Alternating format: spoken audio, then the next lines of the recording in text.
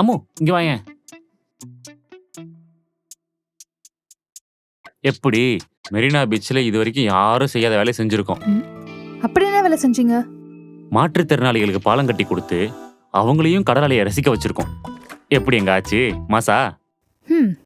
அந்த பாலம் கட்டுறதுக்கு எவ்வளவு ஆச்சுன்னு சொல்லுங்க பாப்போம். 2 கோடி அம்மு. 263 மீட்டரு பாலம் சும்மா அம்சமா இருக்கும். அந்த 2 கோடி பாலம் தீக்குச்சி மாதிரி உடைஞ்சு போச்சு தெரியுமா? என்னம்மா சொல்ற? அவ்வளவு ஸ்ட்ராங்கான பாலம் உடைஞ்சிருச்சா? கட்டணும்னு சொல்லுங்க, ஸ்ட்ராங்கா கட்டணும்லாம் சொல்லாதீங்க. அந்த பாலம் கட்டி ஒரே வாரத்துல உடைஞ்சு போச்சு. உங்க ஆட்சியில கட்டுற எல்லா பாலமும் இப்படி தரமில்லாம கட்டி தான் உடைஞ்சு போயிருக்கு. காத்தடிக்கிறதும் கடல் அலை வந்து பாலத்தை உரசுறதும் இயற்கை. அதுல சில பல டேமேஜ்கள் பாலத்துக்கு வந்திருக்கலாம். அதுக்காகலாம் என்ன?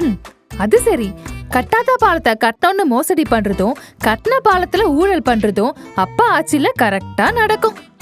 இங்க டீ சூடு ரொம்ப ஜாஸ்தி இருக்கு.